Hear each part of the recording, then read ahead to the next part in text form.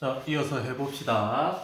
자, 윤리학이라고 하는 것은 이 당위의 형식으로 제시되는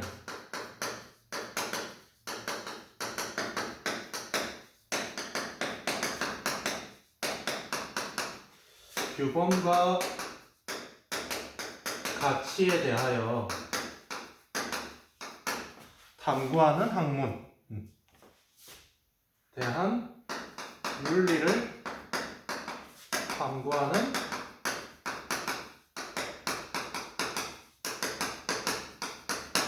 학문을 윤리학이라고 합니다. 뭐 정의를 하자면은 되게 복잡해지는데 쉽게 생각하면 결국 윤리를 탐구하는 학문입니다. 알겠죠? 학문이기 때문에 당연히 이것은 이론을 가지고 있어야 되겠죠. 다양한 윤리 이론들이 있습니다.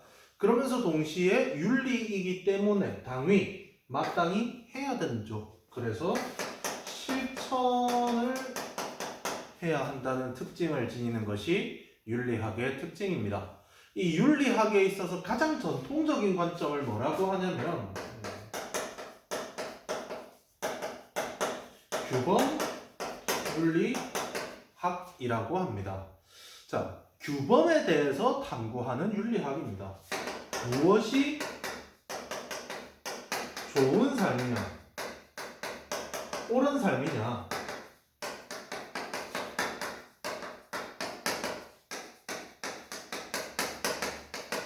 를 탐구하는 거예요. 규범을 탐구하는 겁니다. 옳다, 그르다, 이것이 옳다, 저것이 그르다 라는 규범을 제시하는 윤리학, 이것이 가장 전통적인 윤리학입니다. 여러분이 생각하는 도덕이고 윤리예요. 근데 이 규범 윤리학은 다시금 두 가지로 나뉘게 됩니다. 첫 번째, 이론 규범 윤리학. 두 번째, 실천 규범 윤리학. 이렇게 두 가지로 나뉘게 됩니다. 자, 이론 규범 윤리학 같은 경우에는 도덕 원리를 이론적으로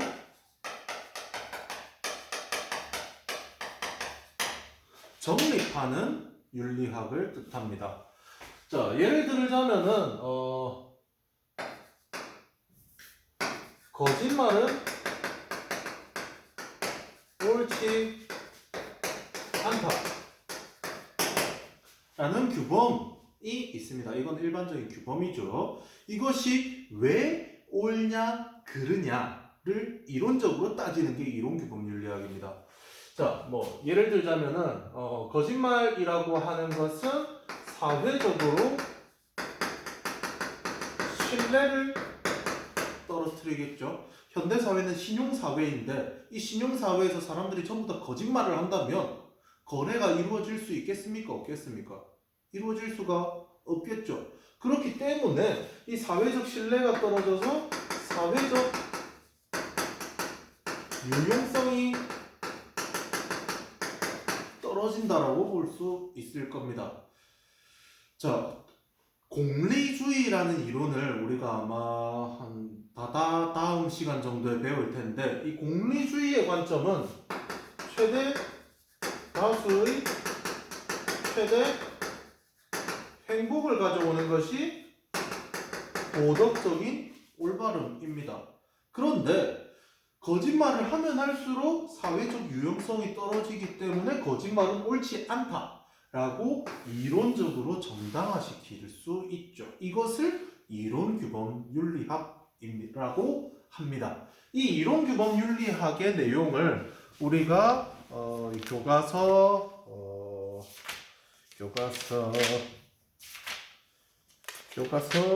22쪽부터 윤리 문제에 대한 다양한 접근법으로서 배울 거예요. 알겠죠? 이 이론규범 윤리의 대표적인 것이 칸트의 의무론, 공리주의와 같은 것들이 있습니다. 자, 다음으로 실천규범 윤리학 같은 경우에는 자, 과학기술이 발전하고 그에 반해 윤리학이라고 하는 것이 발전 속도가 느리기 때문에 이 사이에 발생하는 공백을 뭐라고 한다고 했습니까? 윤리적 공백이라고 한다고 했었죠. 이 윤리적 공백을 메꾸기 위해서 새로운 윤리가 필요하다라는 이야기를 앞서 했습니다. 그렇게 등장한 새로운 윤리가 뭐냐면 실천규범 윤리학입니다. 길게 실천규범 윤리학이라고 하기도 하고 혹은 뭐 응용윤리 혹은 실천윤리라고 하기도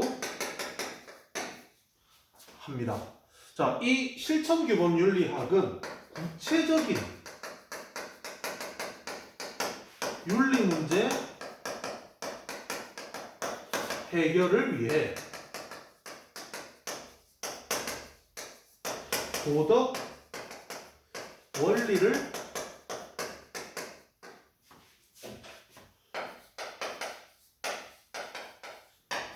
적용시키는 윤리학입니다.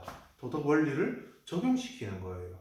자, 이론규범 윤리학은 거짓말은 옳지 않다. 왜 옳지 않은가에 대한 이론적인 근거를 제시하는 겁니다. 그런데 실천규범 윤리학은 좀 더 구체적인 문제에서 접근을 합니다.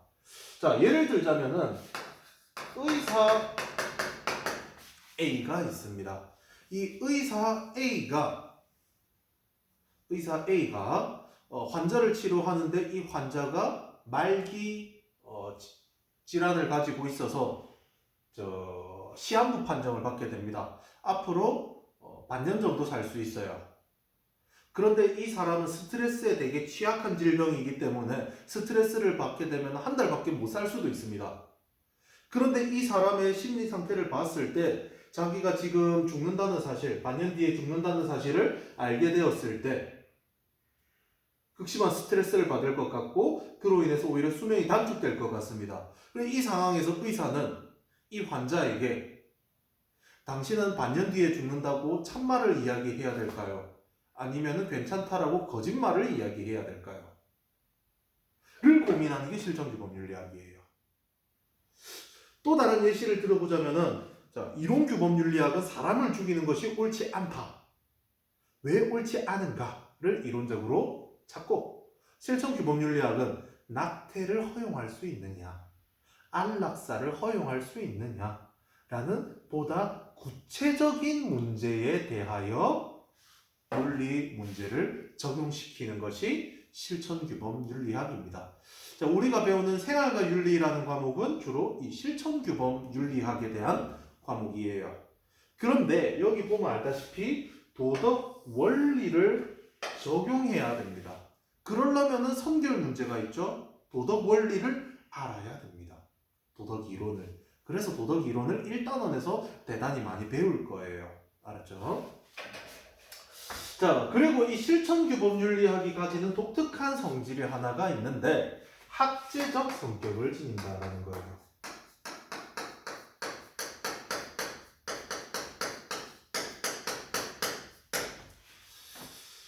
자, 이것이 뭐 우리한테 익숙한 단어는 아닐 겁니다. 학제적. 학문과 학문을 아우른다라는 뜻이에요. 자, 과거에 이론규범 윤리학 같은 경우에는 윤리학에 대한 지식만 있으면 되었습니다. 그런데 오늘날의 실천윤리는 구체적인 윤리 문제를 해결해야 되기 때문에 서로 다른 영역의 지식들이 필요해졌어요. 그것을 학제적 성격이라고 합니다. 인적 학문에 대한 지식이 필요하다. 그것이 학제적 성격입니다. 예컨대 사람을 죽이면 안 된다 라고 해봅시다. 이 문제를 가지고 낙태를 탐구하려고 해요. 자, 그렇다면 태아는 인간인가? 배아는 인간인가? 정자와 난자는 인간인가? 생물학적으로 어떤 차이가 있는가? 지식이 필요하겠죠. 낙태를 살인이냐 아니냐로 보기 위해서는 태아가 인간이냐 아니냐를 따져야 되고 언제부터 인간이라 할 수 있으며 이런 기준들을 우리가 알아야 돼요. 생명과학적 지식이 필요하다라는 겁니다.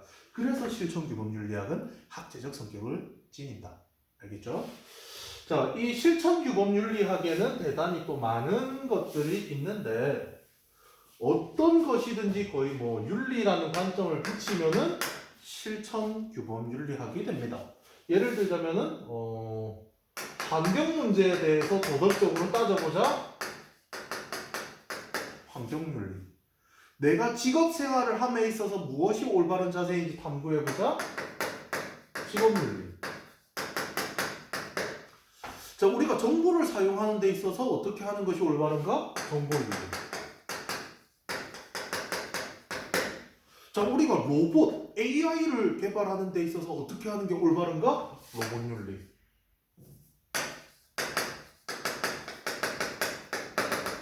등등등 어떠한 새롭게 발생한 문제에 대해서 윤리적인 탐구를 한다면 전부 다 실천규범 윤리의 영역이 될 것입니다.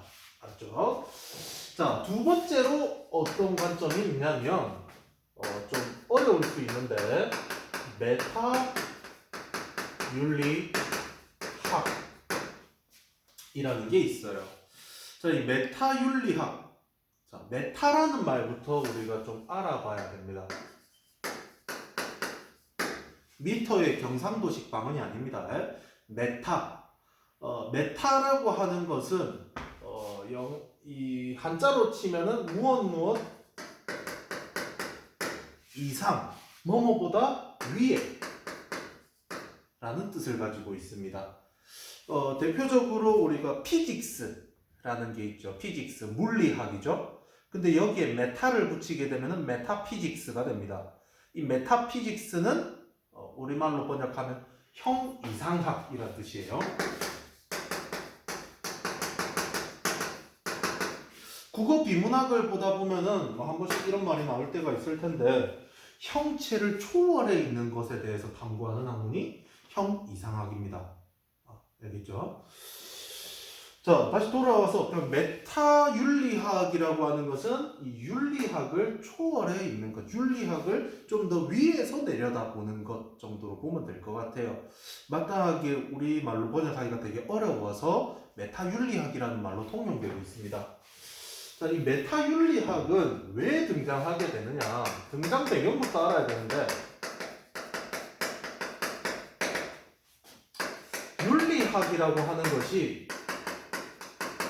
학문으로서 성립될 수 있느냐를 탐구하는 것이 목표예요. 윤리학이라고 하는 것은 대단히 많은 서로 다른 의견들을 제시하고 있습니다. 예를 들자면은 고대 그리스의 스토아 학파라는 철학자 집단이 있었는데 그 집단에서는 이성에 따라서 살아야 된다. 그런데 쾌락이라고 하는 것은 이성을 좀먹는 것이다. 그렇기 때문에 우리는 금욕적으로 살아야 된다.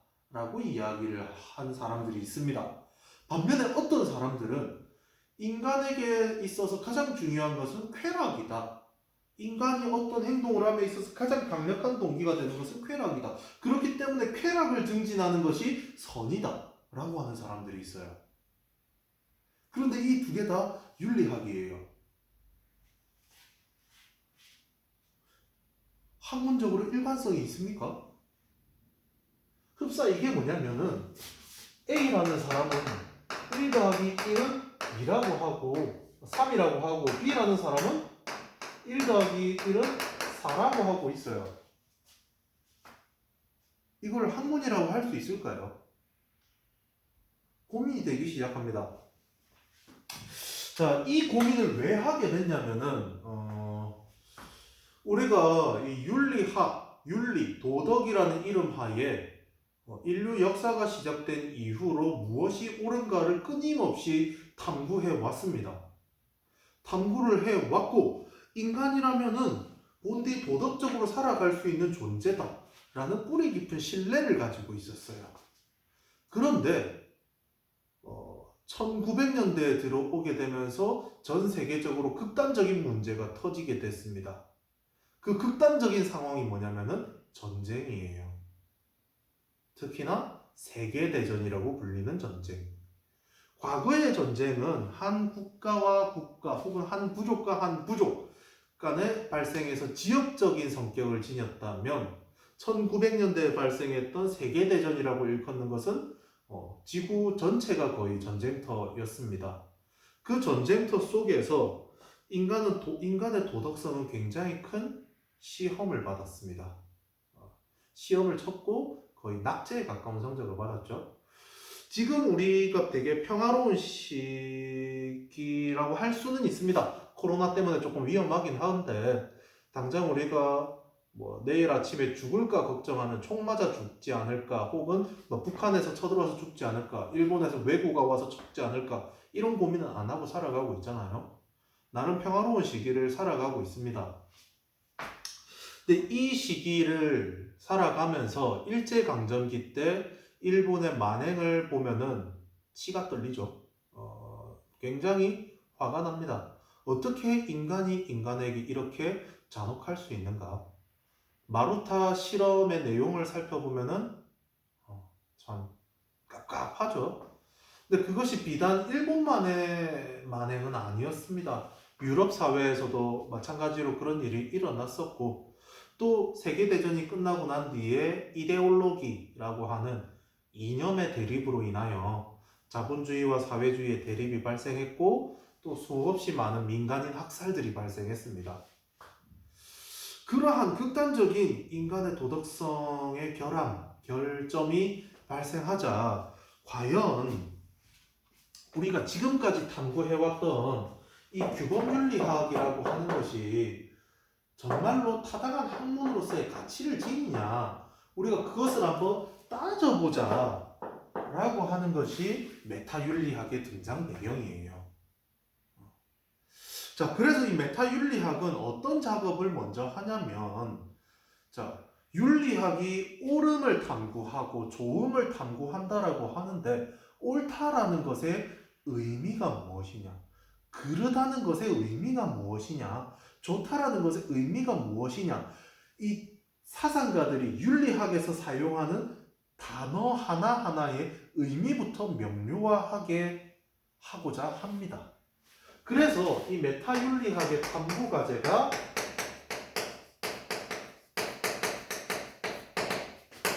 도덕 언어의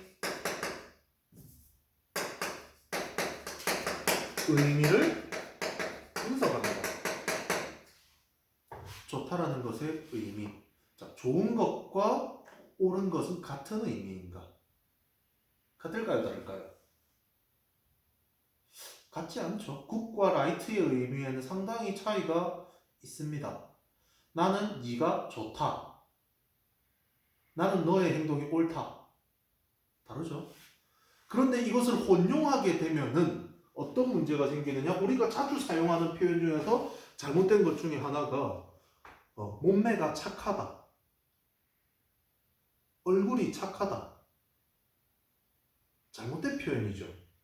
얼굴이 아름답다, 잘생겼다, 몸매가 아름답다 라는 말을 쓰는 것이 논리적으로 맞죠. 언어적으로는. 물론 사회적 언어라고 하는 게 사회적인 약속이기 때문에 그렇게 사용해도 의미는 통하지만 윤리, 옳고 그름이라는 영역에 있어서 얼굴이 옳다, 몸매가 옳다라는 말은 따질 수 없죠. 그렇게 치자면 선생님의 얼굴과 선생님의 몸매는 다 비도덕적인 게 되잖아요. 하지만 나는 도덕적으로 살아가고 싶거든. 그래서 이런 작업을 하는 게 메타윤리학이에요. 혼동하지 않도록. 그래서 도덕 언어의 의미를 분석하고 도덕적인 추론의 논리적 타당성을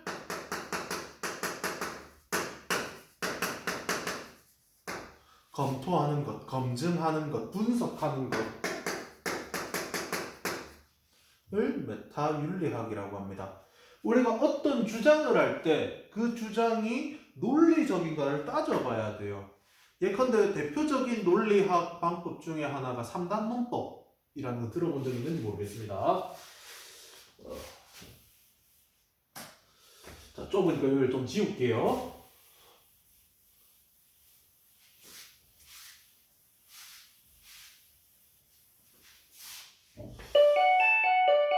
자, 3단 논법 여기 있습니다. 3단 논법. 자, 모든 사람은 죽는다. A는 사람이다. A는 죽는다. 라는 형태를 가지고 있는 것이 주로 이제 3단 논법이라고 일컫습니다. 대전제에서 보편적인 원리에서 개별적 사실로 나아가는 거죠. 그런데 우리가 한 번씩 이 논리적으로 모순이 생길 때가 있어요. 예컨대 신은 존재하는가라는 명제를 가지고 따져봅시다. 신은 존재하는가? 신은 존재한다. 어떻게 알 수 있느냐? 신의 기록이 있기 때문이다. 그것이 무엇이냐? 전 세계에 존재하는 여러 종교들의 경전들이다. 그 경전들은 어떻게 존재하느냐? 신이 썼다. 신은 존재하느냐? 존재한다. 어떻게 알 수 있느냐? 경전으로 알 수 있다. 경전은 누가 썼냐? 신이 썼다. 논리적으로 이게 완성이 될 수 있습니까? 될 수가 없죠. 순환하고 있죠. 순환 논증의 오류라고도 합니다. 논리적으로 보자면은 우리가 되게 잘못하고 있는 것들이 많아요. 대표적인 것들이 성급한 일반화의 오류라고도 합니다. 우리가 가장 많이 하는 실수예요.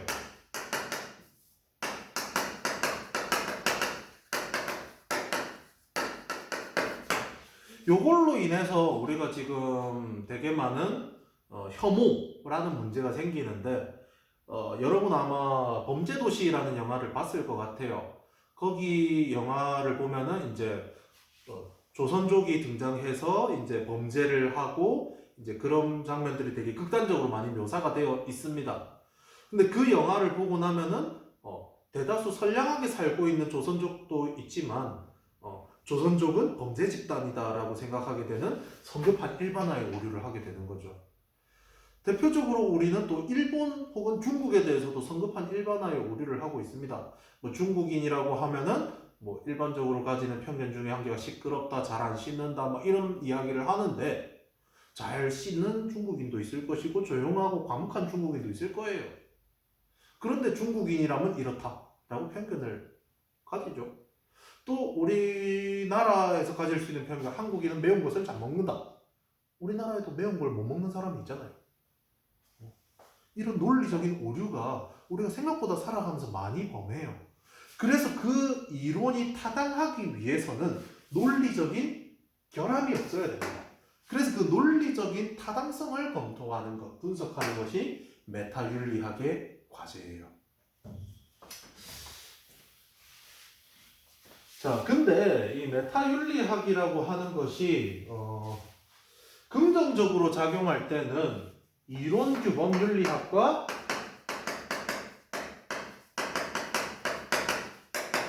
서로 상호 보완적인 역할을 합니다. 자, 이론 규범 윤리학이 하는 것은 도덕 원리를 정립하죠.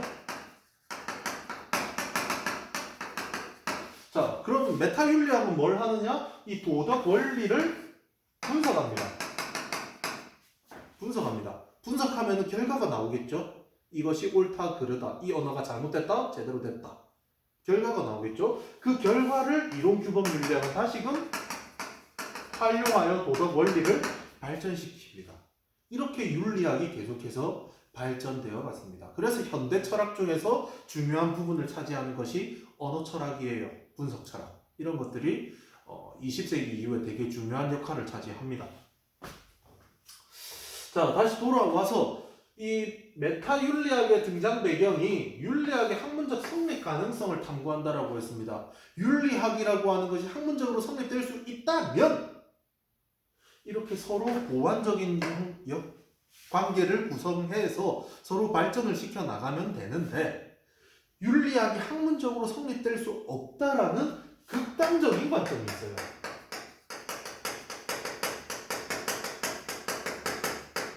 극단적인 관점으로 가게 되면은 윤리학은 학문이 아니다라는 부정적인 관점으로 갔던 철학자들도 있습니다. 이 사람들의 관점을 뭐라고 하냐면은 비인지주의 혹은 도덕 정서주의 라고 표현을 합니다. 도덕이라고 하는 것은 인지될 수 없다.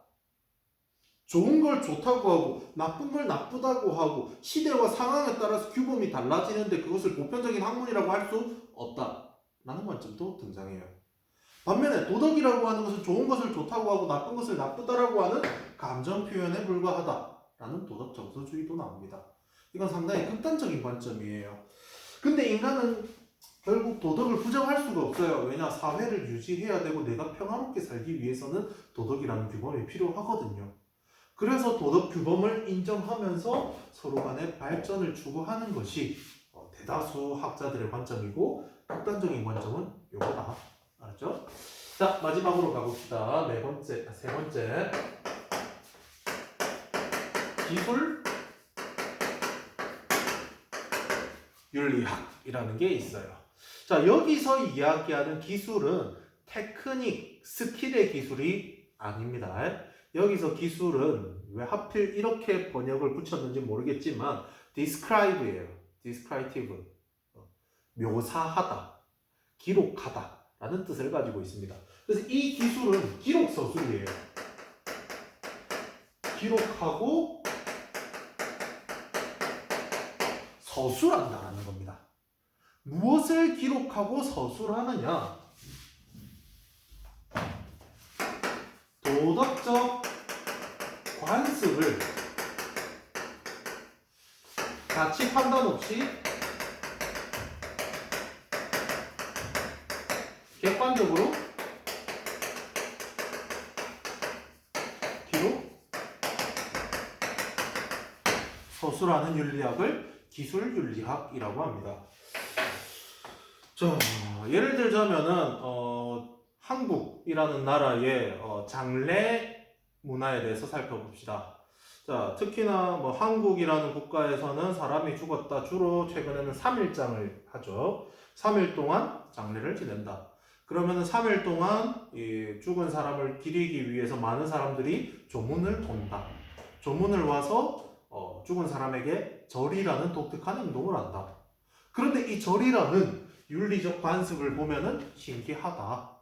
살아있는 사람 중에서 어르신에게 절을 할 때는 한 번, 죽은 사람에게 절을 할 때는 두 번, 부처님께 절을 할 때는 세 번. 절의 횟수가 다르죠. 그걸 기록 서술하는 거예요. 도덕적인 관습에 대해서 인사하는 방법. 우리나라 같은 경우에는 주로 어르신에게 인사를 할 때 공수를 해서 고개를 숙이죠. 서구 사회에서는요. 없죠? 주로 핸드쉐이크, 악수를 하고 있습니다. 이런 도덕과 관련되어 있는 관습을 기록하는 거예요. 근데 윤리학이라고 하는 것은 가치를 다루는 과목이라고 했죠. 가치, 규범, 당위. 그런데 이거는 어떻다? 가치가 없어요. 가치 판단이 안 들어가요. 그래서 엄밀한 의미에서는 윤리학이 아니에요. 요거는 사회과학입니다. 알았죠? 혹은 뭐 문화인류학 이런 영역에 들어가는 것이 기술윤리학입니다. 자, 여기까지 해가지고 윤리학의 분류를 우리가 배웠습니다. 자, 윤리학은 크게 세 가지로 구분될 수 있다. 규범윤리학, 메타윤리학, 기술윤리학. 그런데 규범윤리학은 다시금 이론규범윤리학, 실천규범윤리학으로 나뉜다. 이론규범윤리학은 무엇이 옳은 행위인가에 대하여 보편적인 원리를 이론적으로 정립하는 것이었고, 실천규범윤리학은 구체적인 문제 해결을 위해 도덕 원리를 적용하는 것이었다. 그 다음에 메타윤리학은 그러한 윤리학이 학문이 맞는지를 검토하고 언어, 도덕적 추론의 논리적 타당성을 따진다. 마지막으로 기술윤리학은 도덕 관습을 객관적으로 기록 서술한다. 이렇게 해서 구별을 해낼 수 있어야 합니다. 쌤이 형성평가 문제를 이 뒤에 한 개 올릴게요. 올려놓을 테니까 여러분이 오늘 배운 내용을 바탕으로 그 문제를 한번 풀어보세요. 그 문제를